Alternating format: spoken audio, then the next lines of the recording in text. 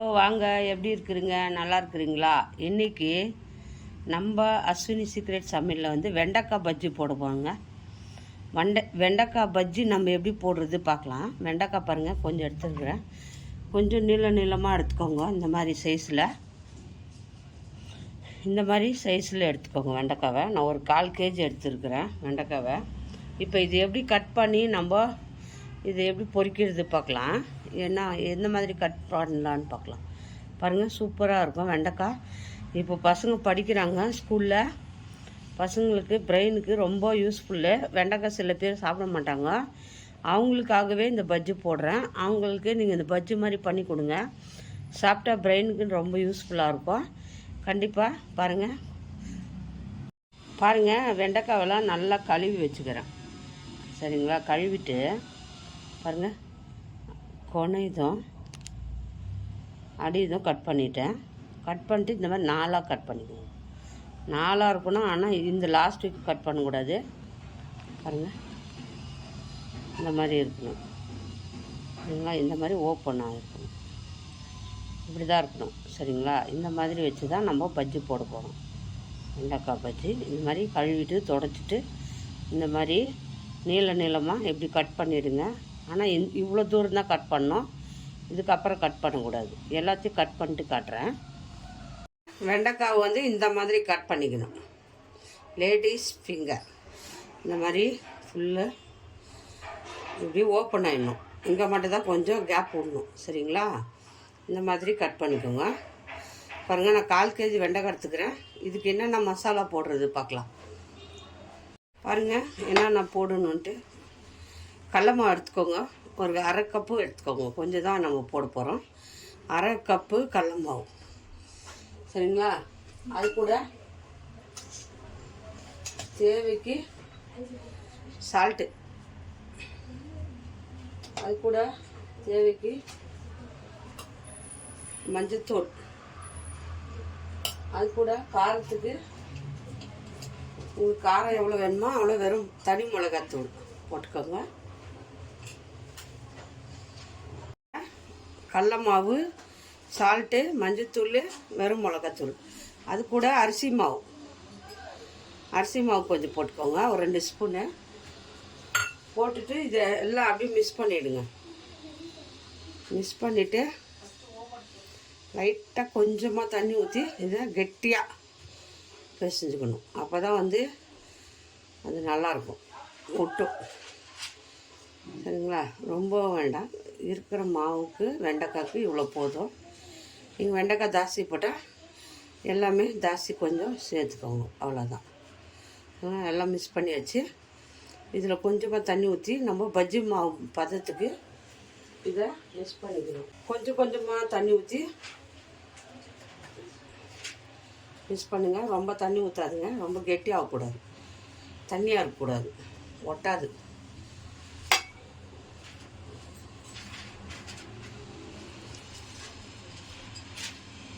கொஞ்சமாக தண்ணி ஊற்றி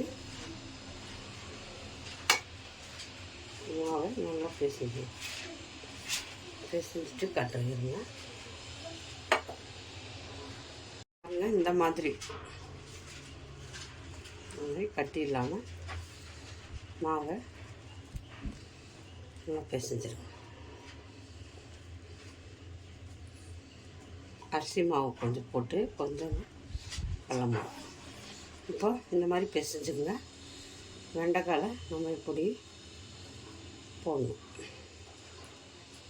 நம்ம எல்லாத்தையும் ரெடி பண்ணி வச்சுட்டு எண்ணெய் சூடு பண்ணிவிட்டு எண்ணெயில் போட்டு நம்ம அப்படியே பொரிக்கலாம். சரிங்களா? இந்த மாதிரி எல்லாத்தையும் இப்படி போட்டுருவோம். வெயில் சீசனுக்கு நல்லா வெண்டைக்காய் பசங்களுக்கு நல்லா வந்து மேக்ஸ் வருங்க. நல்லா படிப்பு வரும், நல்லா ஞாபக சக்தி வரும் இந்த வெண்டைக்காய் சாப்பிட்டா. நல்லா வந்து இது உள்ளே வந்து அப்ளை பண்ணிடுங்க மசாலாவை.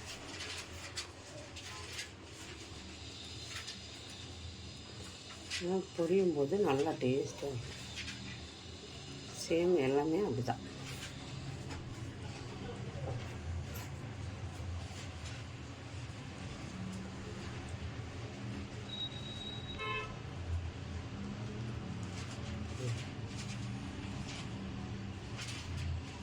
இந்த மாதிரி எல்லாத்தையும் போட்டு வச்சுருங்க.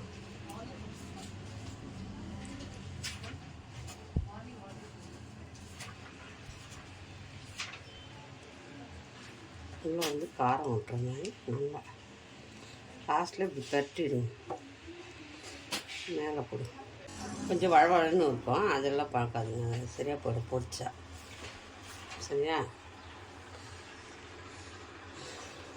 எல்லாத்தையும் போட்டுட்டு காட்டுறேன் பாருங்கள். இந்த மாதிரி வெண்டைக்காவை இந்த மசாலா எல்லாம் போட்டு அப்படியே வச்சுடுங்க. போட்டு வச்சுட்டு எண்ணெய் சூடு பண்ணி நம்ம பொரிச்சிக்கலாம். சரிங்களா? அவ்வளோதான். பாருங்கள், ஃபுல்லு நான் எல்லாத்தையும் மசாலா போட்டு வச்சுக்கிறேன். இப்போது எண்ணெய் சூடு பண்ணிட்டு காய வச்சு பாருங்கள். எண்ணெய் ஊற்றி வச்சுக்கிறேன். எண்ணெய் நல்லா சூடாகணும். எண்ணெய் சூடாகணுதோ நம்ம இதை எடுத்து அப்படியே போட்டுக்கலாம். போட்டு வறுத்துக்கலாம். சரியா?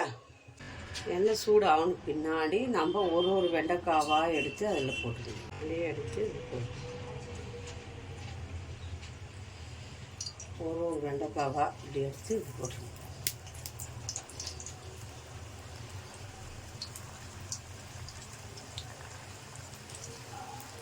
நல்லா பொரிஞ்சு வரணும்.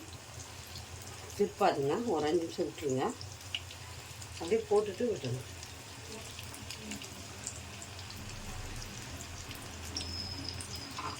ஒரு 5 நிமிஷம் விட்டு அப்புறமா நம்ம திருப்பிடுவோம்.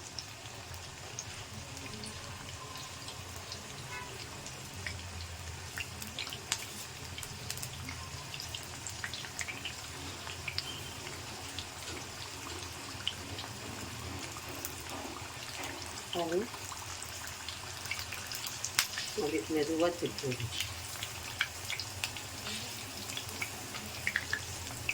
அப்படியே விட்டுருங்க.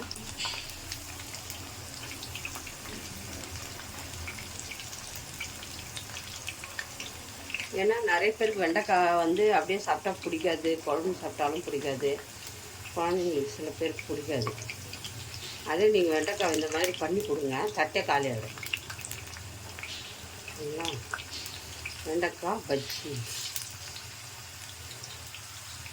அப்படி திருப்பி விடுங்க. நல்லா வெந்து வரட்டும். வெண்டைக்காய் நல்லா அப்படி திருப்பி விடுங்க.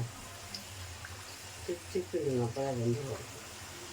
பாருங்கள், வெண்டைக்காய் பஜ்ஜி ரெடி ஆயிடுச்சு. இதை எடுத்துட்டு நெக்ஸ்ட் எல்லாம் போட்டு எடுத்துக்கலாம். ஆனால் எண்ணெய் உடைச்சிட்டோம். அவ்வளோதான். கொஞ்சம் ஒரு 4-5 அப்படி போட்டு எடுங்க. ஒரே டைமில் எல்லாத்தையும் போடாதுங்க, ஒட்டிக்கும் ஒன்று. பாருங்கள், இதையும் ஊற்றிடலாம். நல்லா கலர் நல்லா இந்த மாதிரி வரணும். அதுதான் மொறுன்னு இருக்கும். மேலே இந்த மாதிரி வறுத்துருங்க. நல்லா மொறுன்னு மேலே இந்த மாதிரி வரணும். அவ்வளோதான். வெண்டைக்காயெல்லாம் போட்டு எடுத்துட்டேன். செம்ம டேஸ்ட்டாக இருக்கும். பாருங்கள், இவ்வளோ தான். 1/4 கேஜி வெண்டைக்காய் தான் எடுத்தேன். எல்லா வெண்டைக்காயும் நான் பஜ்ஜி போட்டுட்டேன். எவ்வளோ சூப்பராக மேலே மொறுன்னு வந்திருக்கு பாருங்கள். மேலே மொறுப்பாக இருக்குது, உள்ளே நல்லா சூப்பராக இருக்கும். டேஸ்டியாக கடித்து சாப்பிட இன்னும் நிறையா சாப்பிடுவாங்க பசங்க. யாருக்கு இந்த வெண்டைக்காய் பஜ்ஜி பிடிச்சிருக்கோ மறக்காமல் லைக் பண்ணுங்கள், ஷேர் பண்ணுங்கள், கமெண்ட் பண்ணுங்கள். அஸ்வின் சீக்ரெட்டை சர்ப்ரைஸ் பண்ணுங்கள். ஏன்னா இந்த வெண்டைக்காய் இப்போது நல்லா பசங்க சாப்பிட்லன்னா வழவழப்பே இருக்காது, நல்லாயிருக்கும். இது பஜ்ஜி பண்ணி கொடுத்தீங்கன்னா தட்டை காலி ஆகிடும், அவ்வளோ டேஸ்டியாக இருக்கும். இது கண்டிப்பாக இன்றைக்கே செஞ்சு பாருங்கள், ரொம்ப டேஸ்டியாக இருக்கும். தேங்க்யூ. இன்னொரு டிஷ்ஷில் பார்ப்போம். பாய்.